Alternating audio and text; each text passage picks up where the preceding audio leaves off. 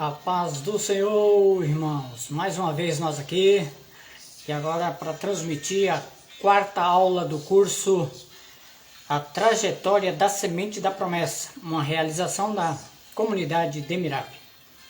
Desde já eu peço aí que nos ajude a se inscrevendo no canal do YouTube, para que nós possamos atingir mais pessoas, alcançar mais vidas, para a honra e a glória do nome do nosso Senhor e Salvador Jesus.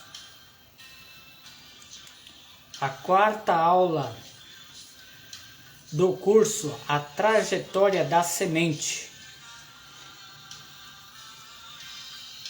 Vocês que estão chegando, sejam bem-vindos.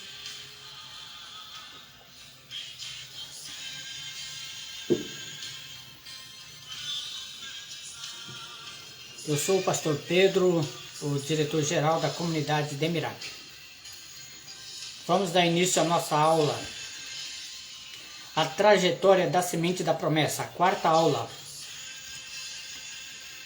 Quero pedir que se inscrevam no canal do YouTube para nos ajudar a transmitir para mais pessoas. Nós vamos iniciar essa aula, vamos falar ainda do progenitor Judá. Nós falamos no finalzinho da aula passada, na terceira aula, nós falamos a respeito do progenitor Judá. E vamos continuar, vamos dar sequência na história de Judá, porque tem bastante assunto que é pertinente aqui à trajetória da semente. Quando eu falo progenitor, porque ele é um genitor da semente que futuramente seria a semente da promessa. E falando em genitora seria a Maria, a genitora da semente da promessa. Como Judá ele é um progenitor, ou seja, alguém que veio antes, então ele estaria contribuindo para que a semente chegasse até Maria. Vamos recapitular na história de Judá, no livro de Gênesis 49 e versículo 9. Judá é um leãozinho, da presa subiste. Filho meu, encurva-se e deita-se como leão, e como um leão velho, quem o despertará? Esse aqui é um versículo chave para quem não conhece o termo, a raiz, o surgimento do termo, a raiz daquilo que o pessoal gosta de falar, é muito gostoso pronunciar, o leão da tribo de Judá, referindo-se a Jesus. Então tá aqui, livro de Gênesis, capítulo 49, versículo 9. Essa é a fonte que deu origem a esse termo, leão da tribo de Judá. Então na hora que os filhos de Jacó estava passando para receber a bênção do patriarca, chegando a vez de Judá, ele pronunciou essas palavras: Judá é um leãozinho, da presa subiste. Filho meu, encurva-se, deita-se como um leão, e como um leão velho, quem o despertará? E no versículo seguinte, versículo 10,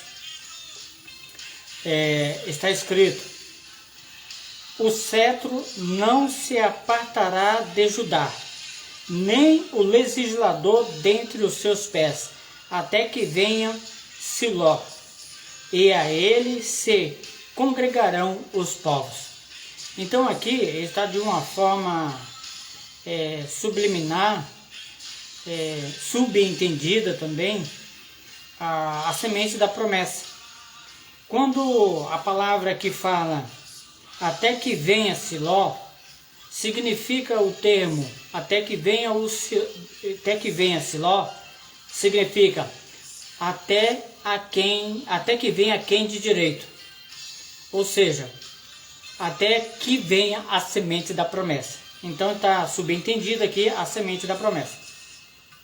E a ele se congregarão todos os povos. Olha só que promessa linda e maravilhosa.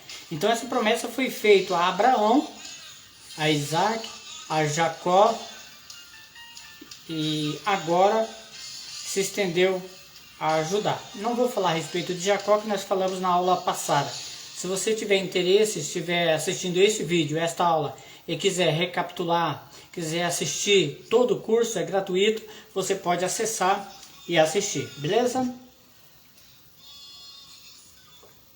Para você que está chegando, que está assistindo o vídeo, a paz do Senhor. Eu sou o pastor Pedro, eu sou o diretor e geral da comunidade de Emirap.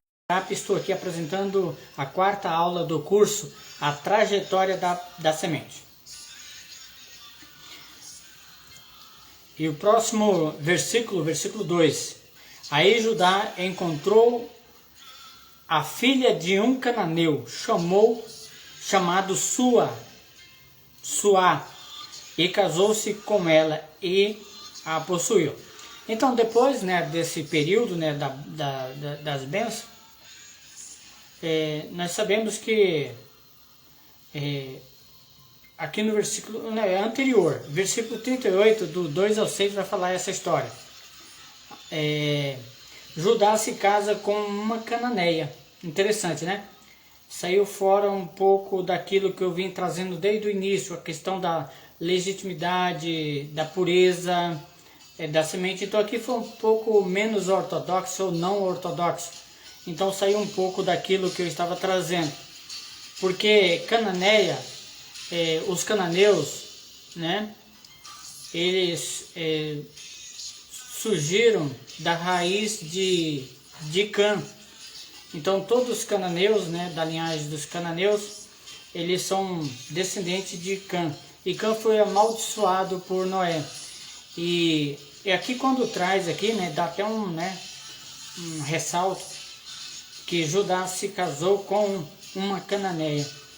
Então aí no capítulo 38, no versículo 2, está falando, aí Judá encontrou a filha de um cananeu, chamado Suá, e casou-se com ela, e ele a possuiu. Então aí teve filhos com ela, com a cananeia. Quando eu li, eu confesso que a primeira vez que eu li esse versículo, eu tive esse sentimento. Não, mas cananeia, os cananeus, eles estariam de certa forma não em conformidade com aquilo que eu estava dizendo, que eu estava ensinando, que esse curso já eu tenho transmitido ele por outras vezes em alguns lugares que eu tenho passado. Então, na primeira vez que eu vi, eu fiquei assim meio confuso, eu confesso. Mas depois, mais na frente, nós vamos ver que Deus ele tem um poder para remir. Remir, ou seja, rasgar uma história, escrever uma nova história. Da mesma forma que fez com Ruth, lá na frente nós vamos ver. Já falei um pouco na aula passada. Então Deus tem um poder para rasgar uma história e escrever uma nova história. Rasgar algo que ficou para trás, velho, e se tornar novo. E aqui, logo no princípio, Judá casando com a cananeia, né, não ficou muito bom. E logo na frente, no versículo 3, diz assim: ela engravidou e deu luz a um filho, ao qual deu o nome de Primeiro filho primogênito.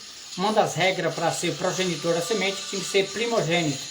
E aqui nós vamos ver que foi o primogênito de Judá, com a filha de Suá, a cananeia, mas ele não foi o progenitor. Ele foi primogênito, mas não progenitor. Vamos ver mais na frente. E ela tornou a engravidar e teve um outro filho. Teve um filho e deu o nome de Onã. Primeiro foi e depois Onã. Nem primogênito, nem o segundo Onã foram progenitor. Porque era assim, quando faltava o primogênito, morria, então o segundo filho, ele assumia o lugar do primeiro.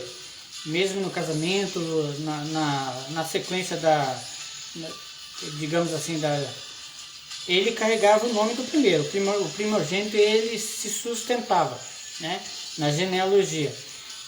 A herança, né, do primeiro, o segundo teria que sustentar. E foi isso que Onã não quis fazer.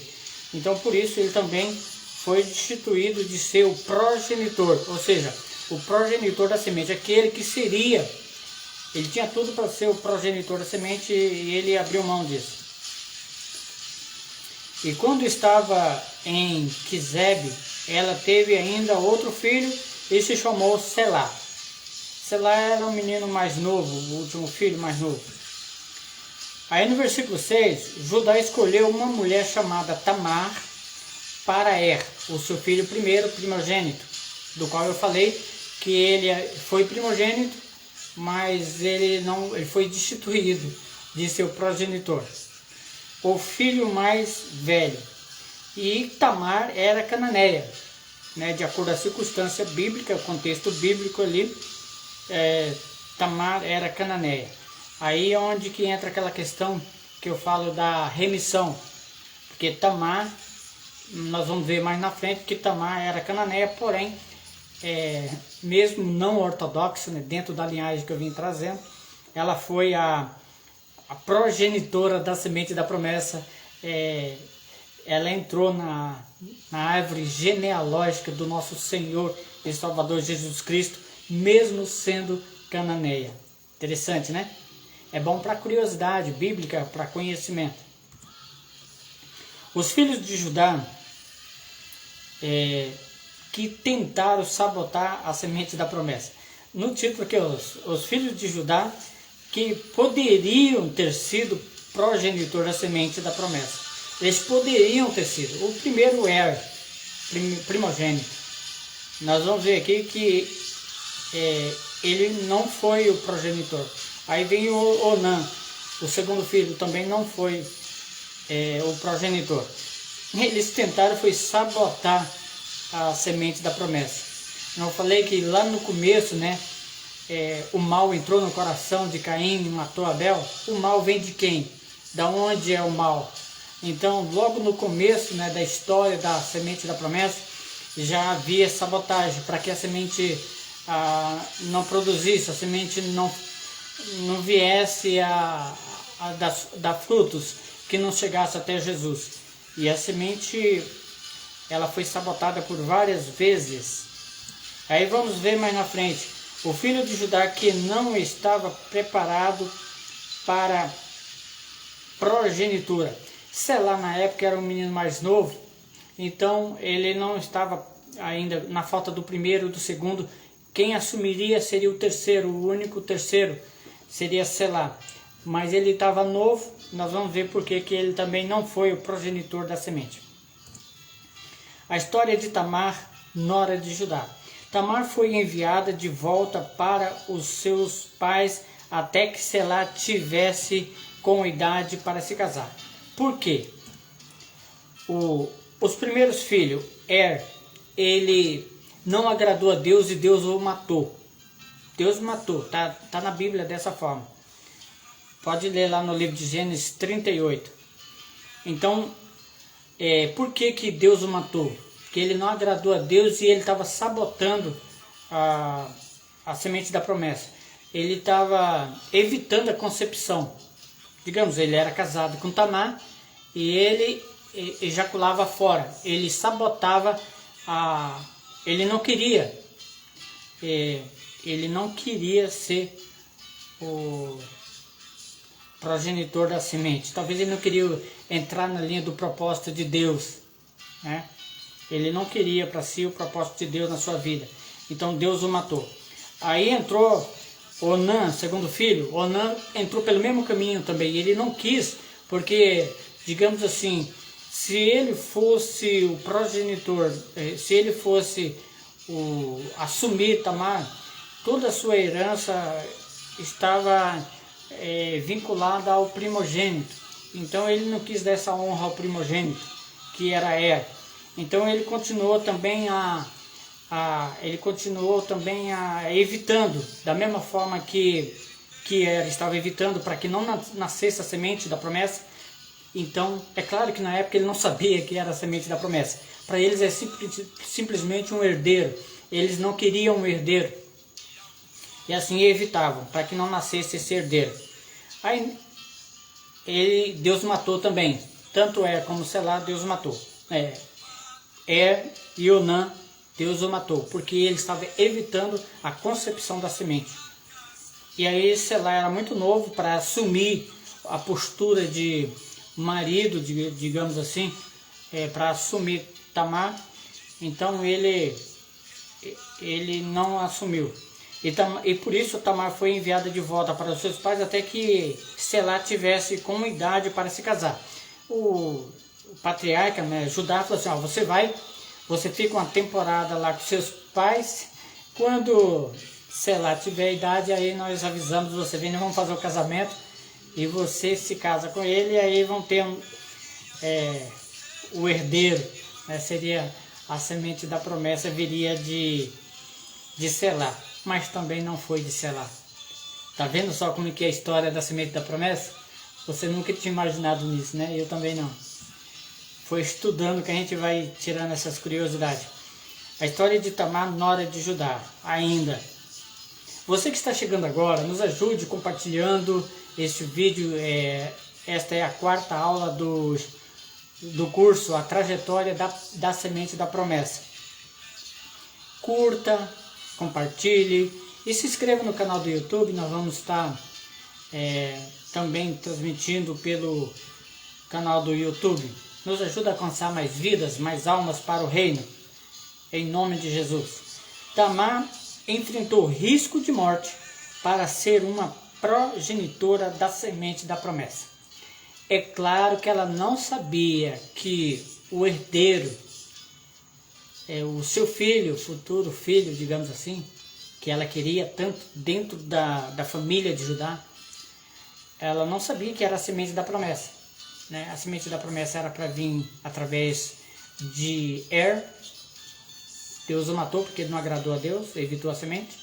Aí veio Onã, fez a mesma coisa que o primeiro, evitou a concepção da semente. Deus o matou. Aí Selá era muito novo. Aí Judá, talvez por medo de morrer também, de certa forma Judá evitou que ele se casasse. Lá no final nós vamos ver no versículo que ele fala a respeito disso. Então aqui eu falo o seguinte: Tamar enfrentou o risco de morte para ser uma progenitora da semente da promessa. Tá vendo? Ela queria ter um herdeiro da família de Judá. E Judá não chamou ela de volta para casar com Selá, o mais novo. Já tinha dado tempo, né, para isso, ele já tinha chegado, né, à sua maturidade. E o Judá nada de convidar, nada de fazer o casamento. Aí nós vamos, Tamar fica com Judá. Aí onde que ela decidiu, fez um ato arriscado, digamos assim. Ela bolou um esquema muito arriscado ali para ela. No versículo 18, né, Gênesis 38, no versículo 18, diz assim: então ele disse, que penhor te darei? Ela disse, o teu selo, o teu cordão, o teu cajado, que está em tua mão. E que ele lhe deu e possuiu-a, e ela concebeu dele. Ou seja, se engravidou dele. Versículo 19. E ela se levantou e se foi, e tirou de si o véu, e vestiu o vestido de sua viuvez.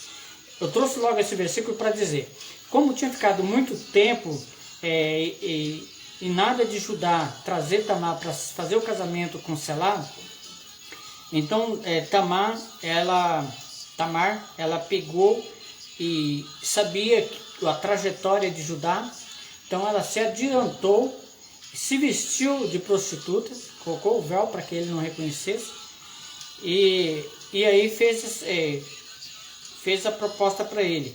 Ele falou que ia trazer uns cabritos e tal, aí ela pediu um penhor. E o penhor foi isso, né? Foi o selo, né? Seria o selo, né? De Judá, provavelmente era o anel, que ele selava as coisas com esse selo, é uma marca. O teu cordão, um cordão que ele carregava consigo, e o cajado. O cajado simboliza talvez honra, respeito, poder, domínio, controle, aquilo que ele guiava as coisas, né, os animais, aquilo que ele se sustentava, então que suportava. Então cajado, na época, cajado era uma coisa marcante. E ele nos apartava dessas coisas. E ela pediu logo isso. Como era muito arriscado o que ela estava fazendo, ela corria risco de perder a própria vida, então ela pegou essas coisas dele para servir como um seguro, né? Para ela se defender, prevendo o risco lá na frente. Foi o que aconteceu. Uma outra coisa que eu gostaria de destacar aqui foi que depois do ato da concepção, ela tirou a roupa de prostituta e vestiu, ela voltou a vestir a roupa da viuvez, ou seja, ela estava guardando de fato a viuvez, porque na época morreu o primeiro filho, tinha que casar com o segundo, morreu o segundo, tinha que casar com o terceiro, e se não tivesse mais filho, não tivesse nenhum da família que tivesse o poder de remir, dar o direito dela se casar novamente, ela tinha que ficar viúva o resto da vida. Assim era a questão na época lá com a família de Israel. Tamar é acusada de adultério.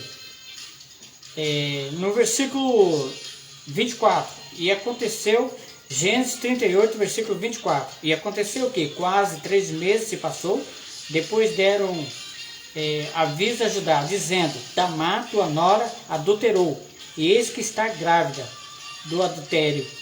Então disse Judá, tirai para fora, para que seja queimada. Olha só, ele pediu que tirasse para fora do povoado ali, do arraial, onde que eles estavam, que ela fosse queimada, porque assim era a lei na época, né, os costumes. Interessante que Tamar, ela mesmo sendo cananeia, ela tinha que ser submissa, já que uma vez casada com um da família de Israel, ela tinha que ser submissa às regras de Israel, às regras da tribo, né, no caso ali de Judá. Então ela precisava ser submissa, e ela se submeteu a isso, e ela sabia disso. E no capítulo 38, versículo 25 de Gênesis, diz assim, e tirando-a fora, ela mandou dizer ao seu sogro, do homem de quem são estas coisas, eu concebi. E ela disse mais, conhece-te de quem é este selo, e este cordão, e este cajado? Veja bem, aquilo que eu havia dito logo na leitura anterior, quando ela pediu que ele deixasse um penhor, alguma coisa de garantia, ela pediu o selo, o cordão e o cajado.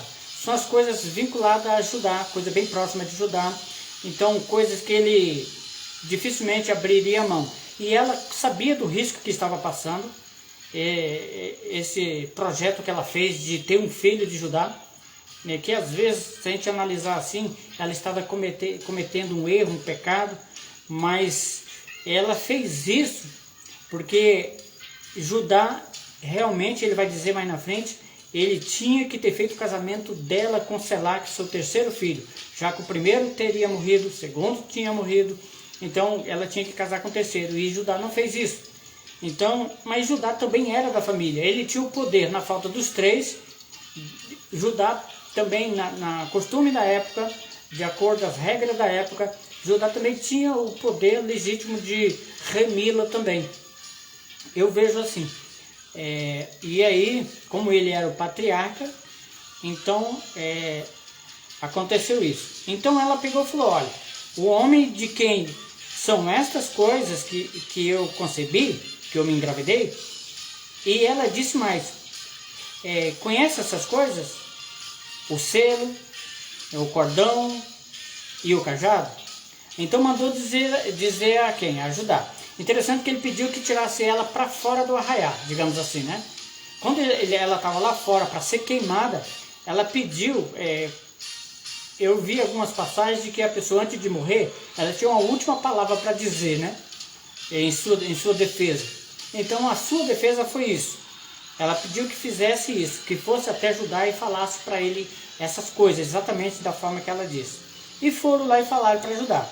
E no versículo 26 do capítulo 38 de Gênesis, Judá diz assim: E conheceu-os Judá e disse: Mais justa é ela do que eu, porquanto não a tenho dado a Selá, meu filho, e nunca mais o conheceu.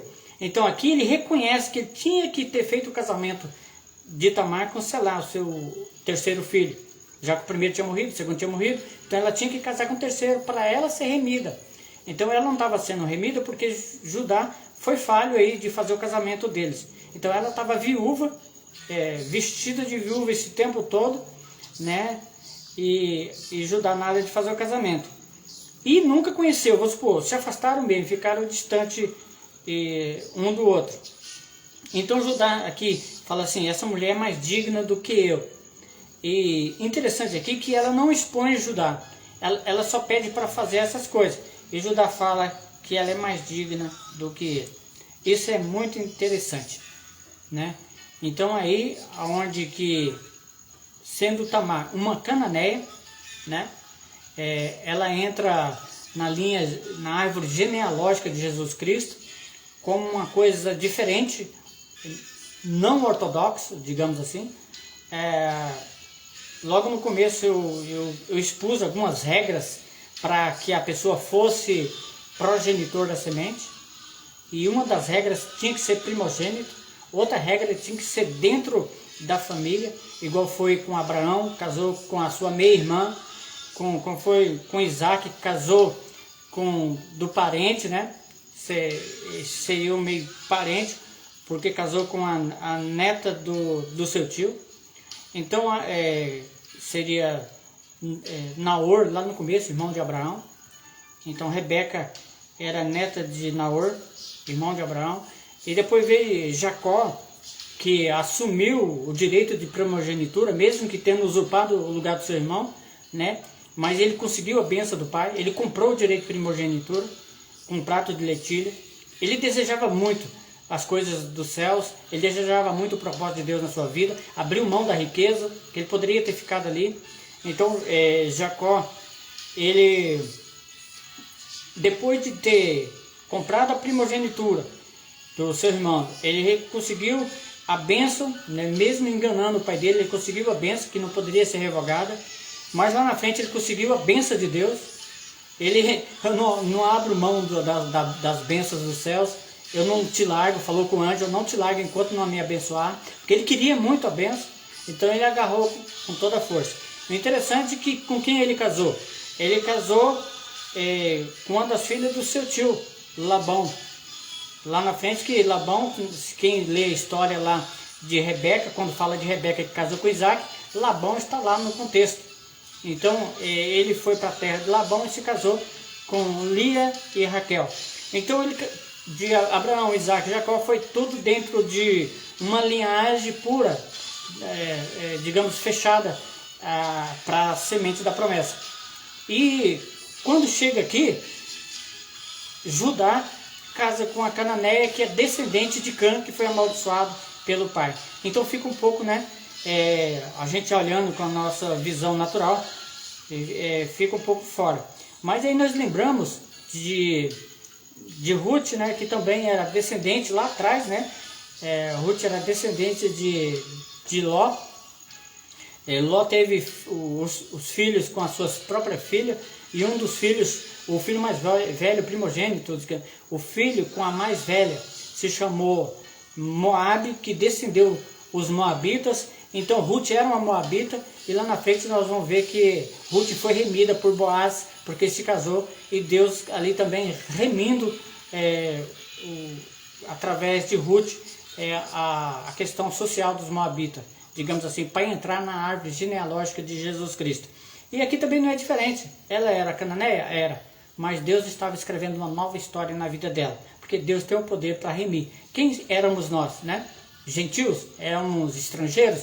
Éramos ninguém distante da árvore de Israel? Nós somos enxertados, né? E hoje nós temos o Abraão por pai. Abraão por pai, porque nós fomos adotados e comprado com o sangue de Cristo na cruz do Calvário. Hoje nós somos enxertados na videira verdadeira. Então tem todas essas coisas na Bíblia. Então aqui vamos o progenitor Pérez.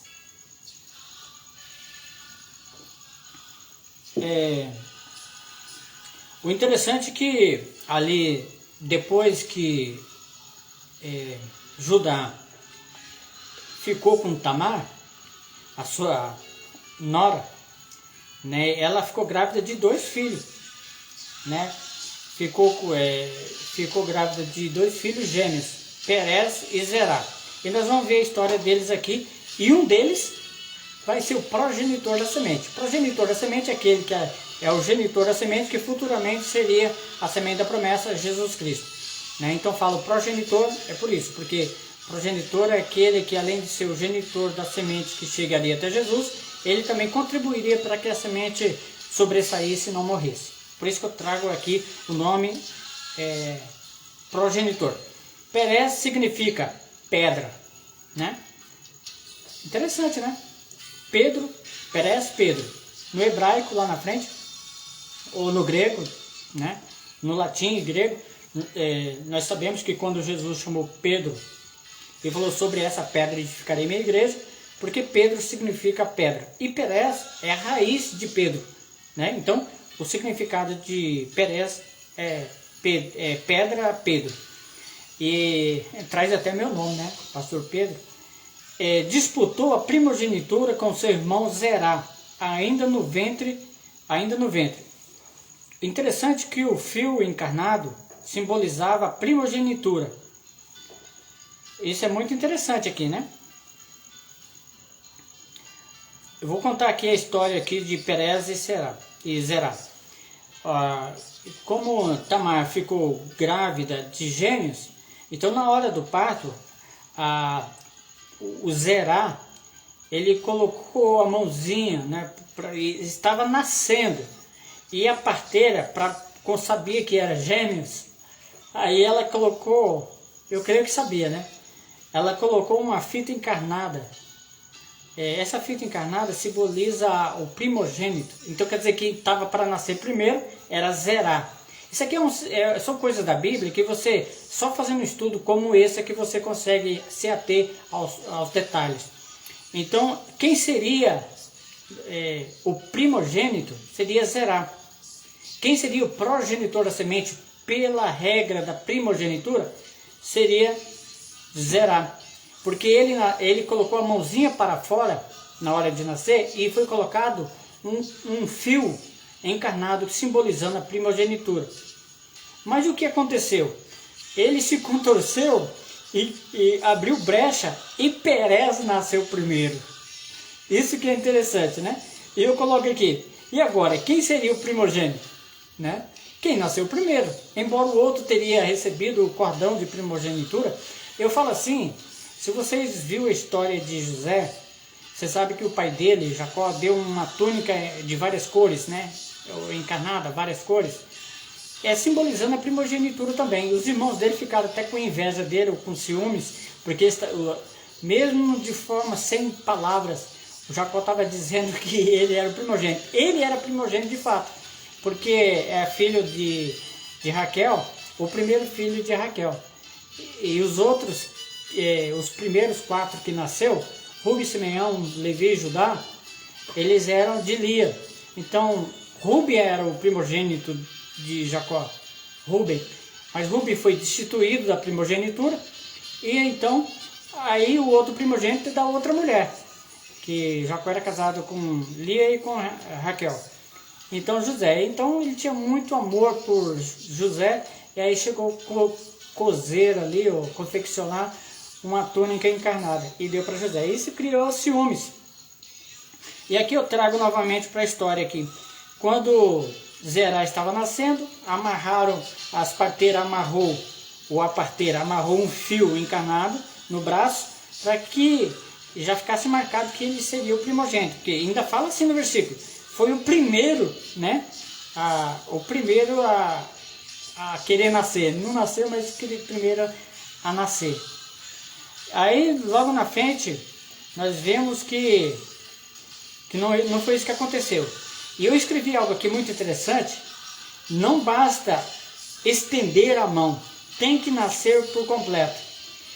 Nós vimos, costumeiro, rotineiro, muitas pessoas levantar a mão e eu vou, eu quero, eu sou, estou aqui.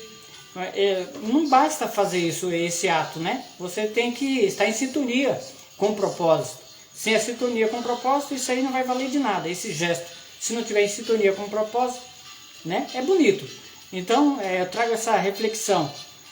Aí, no finalzinho, eu coloco assim, tem que nascer por completo. Se você quiser ver essa história depois na Bíblia, está escrito no capítulo 38, versículo 28 e 29. Aí depois vem Esrom, Arão, Aminadab e Salmão. Ali quem foi o progenitor da semente? Quem foi? Foi Zerá ou Perez? Foi Perez. Se você for lá na árvore genealógica do nosso Senhor e Salvador Jesus Cristo, ali na linhagem até José, ali depois nós vamos, na próxima aula talvez, nós vamos concluir o curso, nós vamos ver algo interessante que talvez você também não tenha percebido isso. Mas na árvore genealógica que vai até José, né, que se casou com Maria, a mãe do nosso Senhor e Salvador Jesus Cristo, então nós vamos ver ali que quem é de fato o que passou a árvore genealógica, né, até José, foi Perez e não Zerá, ok? Aí depois de Perez veio Esrom, Arão, Aminadab e Nasson. Todos eles foram os progenitores da semente da promessa. Mas aí, mais na frente, esses eu não vou trazer nada de detalhes, porque foi uma passagem na Bíblia, o nome na árvore genealógica. Mas eu quero destacar aqui Salmão, o próximo progenitor da semente. Salmão, no deserto, ele foi cuidado por Moisés. Salmão, ainda no deserto, quando Moisés morreu, ele foi cuidado por Josué. E quando a maioria dos pregadores, né, até mesmo eu já preguei a respeito do deserto, Moisés tirando o povo lá do Egito, nós mencionamos, esquecendo de algo muito interessante que fica subliminar, né, subentendido ali no contexto, que é algo valioso. Nem Moisés era progenitor da semente e nem Josué. Nem Moisés e nem Josué eram progenitores da semente. Não é interessante isso, né? Quem era o progenitor da semente nesse contexto, ali no deserto, que depois, no final, com Josué, atravessou o Rio Jordão e tomou posse da terra prometida? Foi Salmão, né? O que se casou com a Raabe. Quem casou com a Raabe? Foi Salmão. Então, eu coloco aqui, da mesma forma que Noé salvou a semente, colocando seus filhos, né, suas noras e sua esposa dentro da arca, ali tinha algo muito importante e de extrema relevância, que era a semente da promessa. O propósito de Deus, né, para nossas vidas, para a vida deles na época, e pela fé eles alcançaram, e para nossas vidas hoje, pelo sacrifício de Jesus Cristo na cruz do Calvário, nós alcançamos. E aqui estava ali, o próprio Moisés, né, cuidando da semente da promessa ali no deserto. Depois, Josué. Isso é muito interessante, né? Algo de tamanha relevância, subentendida ali no contexto da história tão bonita que é de Moisés e de Josué. Aí, depois de Salmão, Aí eu destaco um outro progenitor da semente muito interessante, que é Boaz, o progenitor e remidor. Nós já comentamos nas primeiras aulas a respeito disso, mas vamos trazer agora, através do nome Boaz, o progenitor Boaz. Eu quero aproveitar esse momento e pedir para você que está assistindo esse vídeo a partir de agora, muito obrigado, né? Eu quero agradecer de coração e também pedir que você se inscreva no canal do YouTube para que nós possamos também transmitir os nossos ensinamentos, as nossas lives a partir do YouTube. E você se inscrevendo vai dar condição para isso, porque lá exige uma quantidade de pessoas inscritas para a gente fazer esse trabalho. E a comunidade de Demirap, apesar de ter 5 anos, né, que nós criamos essa comunidade, mas só agora nós estamos movimentando para poder trabalhar mesmo com força, com fé, coragem, através dessa plataforma, dessa comunidade de Demirap. Ok? Vamos lá então, vamos falar de Boaz. Quando eu falo progenitor, né, mais uma vez falando, eu falo porque ele foi genitor e progenitor da semente até chegar na genitora da semente, a Maria, que foi concebida do Espírito Santo. Ali José estava ali, né, acompanhando, ajudando, cuidando, mas Maria teve o filho concebida do Espírito Santo. Mais na frente nós vamos ver algo muito importante, o porquê dessa situação. Boaz se casa com Ruth, a Moabita. Eu já comentei ainda nesse curso, eu já trouxe uma aula falando a respeito, e agora nesse vídeo eu já falei.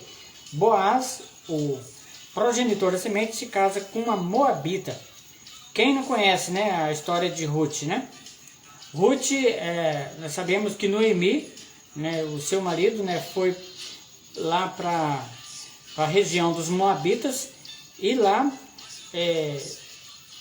o marido de Noemi morreu, os filhos de Noemi morreu, já havia se casado com uma, se casou com órfão e o outro se casou com Ruth.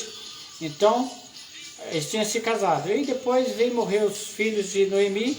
Tanto Noemi ficou viúva e sem os filhos, e também Ruth ficou sem o marido.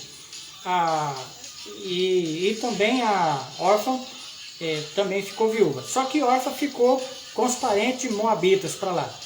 E Ruth não abriu mão. Ruth não abriu mão disso. Ruth falou assim: não, onde você estiver eu estou. Ruth falou assim: ó, onde você ficar eu fico, o seu Deus é meu Deus, onde você morrer eu morro, onde você for eu vou, o seu povo é meu povo, eu não abro mão disso. Logo no primeiro capítulo lá de Ruth você vai ver essa história linda, uma história linda e abençoadora. Então, mas quem é Ruth? Ruth é moabita, e os moabitas é descendente de quem? De Moabe. E Moabe é filho de quem? De Ló. Ló é filho de quem? Naor. Naor é filho de quem? Terá, pai de Abraão. Então Naor e Abraão, ou seja, Naor não, Naor já é outro segmento lá que eu já falei a respeito de Rebeca. Esse aí é Arã. Então Ló, filho de Arã, morreu antes de Abraão sair lá da casa do seu pai. Então Arã, pai de Ló, e Abraão, quando saiu lá da casa do seu pai, da terra e da sua parentela, conforme Deus pediu, então ele trouxe consigo, ele adotou ou assumiu a paternidade, porque Arã tinha morrido, então ele assumiu a paternidade de Ló e trouxe consigo. Ali depois de algum tempo, eles tinham ficado, como um rebanho cresceu muito, e os seus pastores estavam tendo contenda. E um dia subiram ao monte para discutir esse assunto, e Abraão falou assim: ó, você escolhe, se você for para um lado eu vou para o outro, se você for para esse lado eu vou para o outro. E aí Ló olhou para o lado de Sodoma e Gomorra e falou assim: olha, as pastagens eram bonitas, né, para aquele lado. Ele falou assim: eu vou para esse lado aqui, e foi para o lado de Sodoma e Gomorra. E aí Abraão falou: tudo bem. Abraão não se importou com a terra, não se importou com os pastos, não se importou, ele se importou com a sua promessa. Ele valorizou mais a sua promessa. Deixou que Ló então assumisse, seguisse os seus passos, e ele foi com a promessa. E aí mais na frente nós vamos ver que depois que morreu a mulher de Ló, ele cometeu o incesto, né? As filhas teriam embriagado ele para que ele desse, desse geração, porque ele não tinha filho homem. Então, para que ele tivesse herdeiro, ficaram com ele, então cada uma tiveram um filho com o seu próprio pai. E a mais velha teve um filho que se chamou Moabe. E Moabe foi o pai dos Moabitas, e os Moabitas descendeu Ruth, a Moabita. E Ruth voltou com a sua nora, com a sua sogra viúva também, e ela viúva, e voltou para cuidar da sua sogra. E aí, chegando na terra da sua sogra, a qual eles tinham deixado, se encontrou com quem? Com Boaz, parente, né, do marido de Noemi, e ele tinha o poder, aqui que eu falei logo no começo do curso e também aqui nesse vídeo, a respeito do poder de remissão. Só alguém da família, alguém dentro da família teria o poder de remir ou seja, se fosse na questão do casamento, ela poderia casar e deixar seu estado de viúva. Ela não poderia casar fora da família. Se Ruth tivesse ficado lá com os pais dela, digamos assim, lá com os Moabitas, ela assumiria lá os deuses, né, que lá tinha vários deuses, eles eram idólatras, então eles ficariam com os costumes dos Moabitas, com os deuses dos Moabitas, com os costumes dos seus pais, mas ela preferiu assumir os costumes de Noemi. E falou assim, o seu Deus é meu Deus, o seu povo é meu povo. Então ela assumiu isso. E isso deu para ela credibilidade, digamos assim, para que ela fosse vista por Deus. E Deus então colocasse ela no caminho de Boaz. E Boaz casou-se com ela e remiu ela da sua condição de viúva. Agora ela passou a ser... ela teve a sua remissão, tanto como família, quanto social e principalmente espiritual, porque ela foi uma das progenitoras da semente da promessa, chegando até aos dias do nosso Senhor e Salvador Jesus o Cristo. Ok? Esta é a história da Moabita. Boaz casou-se com a Moabita. Então mais uma remida, né? Lá foi a Cananeia e aqui foi uma Moabita. Aí depois teve Obed, Jessé, depois de Jessé veio Davi. Mas esta é uma outra história, nós vamos trazer na próxima aula. Desde já eu agradeço a sua participação, que Deus abençoe você ricamente, você que está chegando, não perca, né, a próxima aula. Nós já tivemos aqui a apresentação do curso, nós tivemos a primeira aula, segunda aula, terceira aula, esta é a quarta aula. E você fica aí tranquilo que vamos ter a quinta aula. E talvez a quinta e a sexta aula nós fazemos o fechamento. Tá bom? Meu muito obrigado, que Deus abençoe você e até uma próxima. Beleza?